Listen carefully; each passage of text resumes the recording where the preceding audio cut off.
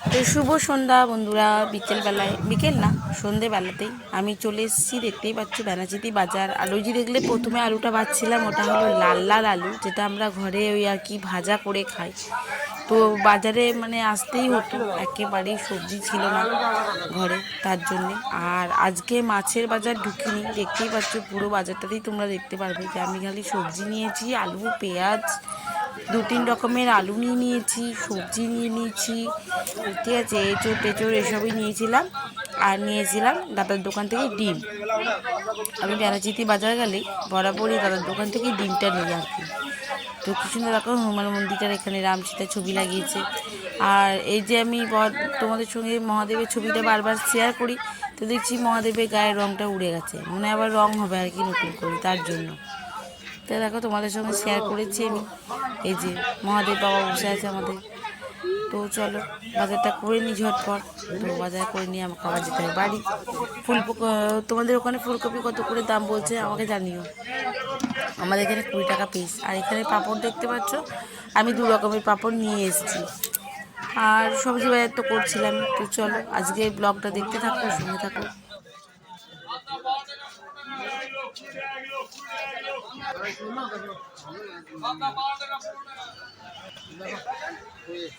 তো গাড়ি নিয়ে আসছি রে।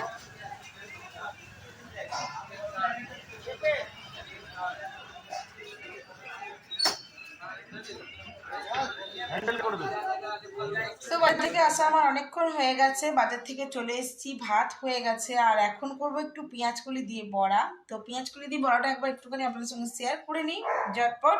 আর বাকি সমস্ত বেলাকারই আছে, চলুন। এই দেখুন আমি একটু পেঁয়াজ কেটে নিয়েছি, এর মধ্যে দিয়ে দিয়েছি পেঁয়াজ কুচি, পেঁয়াজ কলি, কালো জিরে, গোলমরিচ, নুন, চিনি টেস্ট অ্যাকর্ডিং, আর দিয়েছি বেসন, আজকে চালের গুঁড়ি দেবো না।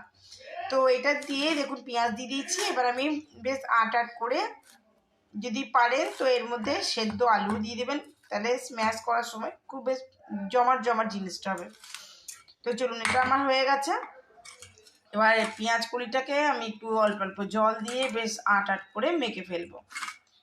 তো চলুন আমি এবার ঝটপট মেখে ফেলি, তারপর বড়াটা এখন ভাজবো, তখন আপনার সঙ্গে শেয়ার করবো।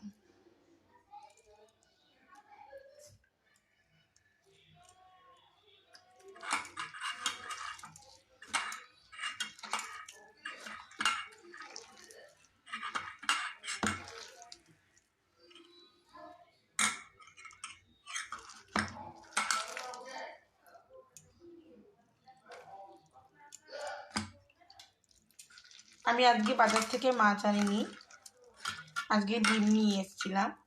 আর দেখি কালকে কি হয় রান্না। আমি এখানে বসিয়ে দিয়েছি পেঁয়াজ কলির বড়া ভাজতে। আর ভাজাটা কিন্তু একেবারেই সিমে আঁচে করতে হবে।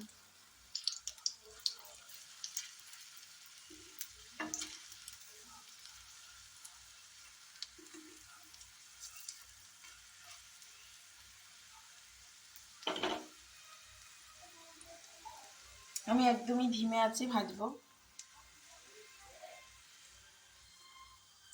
সো গুড মর্নিং এভরিওয়ান, এখন টাইম হলো 9:49। আর আমি আমার ব্লগটা আজকে কন্টিনিউ করছি। কালকে ব্লগটা শুরু হয়েছিল ব্যানাচিতি বাজার থেকে, বাকি ব্লগটা স্টার্ট করা মানে তারপর আর কন্টিনিউ করা হয়। সকালে রান্না তোড়জোড়ে শুরু করে দিয়েছি, এগুলো কাটাকুটি করতে শুরু করব, তারপর দেখি কি কি করি সেটা আপনাদের সঙ্গে অবশ্যই শেয়ার করব। তো অবশ্যই সঙ্গে থাকবে, না থাকবেন না যে সকাল থেকে হয়ে গেছে এক গাদা কাচাকুচি। সামনে আমার বিড়াল ছানা বসে আছে। আজকে বেশ ঝকঝকে একখানি রোদ। তো চলুন, মোটামুটি আমার সমস্ত কিছু কাটা হয়ে গেছে, এখানে করে নিয়েছি জড়ো। তো এগুলো আমি একটু পেস্ট করে আগে তুলে রাখি, তারপর বসাবো। মশলা পেস্ট হয়ে গেছে, মশলা বলতে এই যে এটা হলো শুধুমাত্র আদা পেস্ট করেছি। আর এটাতে লঙ্কা টমেটো, লঙ্কাটা আমি একটু সেদ্ধ করে টমেটোর সঙ্গে বেটেছি। আর এটা পুরোপুরি রসুন বাটা। আর এটা হলো পেঁয়াজের পেস্ট। তো এগুলোই আমি এখন পেস্ট করে নিলাম। এবারে আমি যেটা করবো সেটা হলো এই যে আলু ভাজাগুলো কালকে আপনাদেরকে দেখালাম, কিনেছিলাম লাল লাল আলু, দেখুন লাল লাল দেখতে না? তো এটা ভাজলে না একদম মুচমুচে চিপসের মতন হবে। আর আমি চিকেনে দেবো এই কয়েকটা আলু, কেন আমরা তিনজন তো সেরকমই খাই আর কি, বুঝতে পারছেন।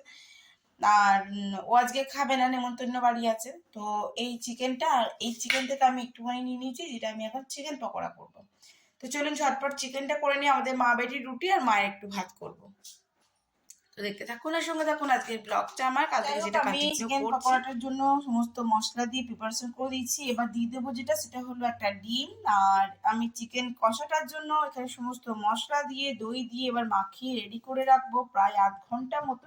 তারপর আমি যে আলুগুলো আপনাদেরকে বললাম যে মাংসে দেবো, এই যে জলে ভিজিয়ে রেডি করে রেখেছি। তো চলুন সঙ্গে থাকুন আর দেখতে থাকুন আমার আজকের ব্লগটা। আমি ঝটপট করি, তারপর আজকের ব্লগটা আমি আপনাদেরকে বললাম আমরা মা বেটি খাবো রুটি। তো এই যে রুটি হয়ে গেছে আমার, ওদিকে তো বললাম চিকেনটাও হয়ে গেছে। এখন আলু মায়ের মতন একটুখানি আলু ভাজা আমি বসিয়ে দিয়েছি, এটা ভাজা ভাজা হোক, সিমে আছে। তাও মাকে ভাত দিয়ে দেবো। মাকে সমস্ত দেখা যাবে। কিছুটা পাঁপড় ভেজে নিচ্ছি, এটা হলো টমেটো পাঁপড়, আর এটা হলো গ্রিন চিলি পাঁপড়। আর এই যে চিকেন পকোড়াগুলো আমার এখানে ভাজা হয়ে গেছে, আর পাঁপড় আমরা খেয়েও নিয়েছি। আর এখানে চিকেনটা আমার কষা হয়ে গেছে, দিয়ে আমি জল দিয়ে দিয়েছি কারণ এটা একটু ঝোল করব। আর এখানে বসে গেছে ভাত। তো বাস আজকের মতন আমার ব্লগটা আমি এখানে এন্ড করছি। ভালো লাগলে অবশ্যই একটি লাইক কমেন্ট শেয়ার করে দেবেন। আর যদি আমার চ্যানেলে নতুন বন্ধু হয়ে থাকেন তো প্লিজ আমার চ্যানেলটি সাবস্ক্রাইব করা বিশেষভাবে অনুরোধ রইল। সকলেই খুব ভালো থাকুন, সুস্থ থাকুন। আবার একটি নতুন ভিডিওতে দেখা হবে। ততক্ষণের জন্য বিদায়, টাটা।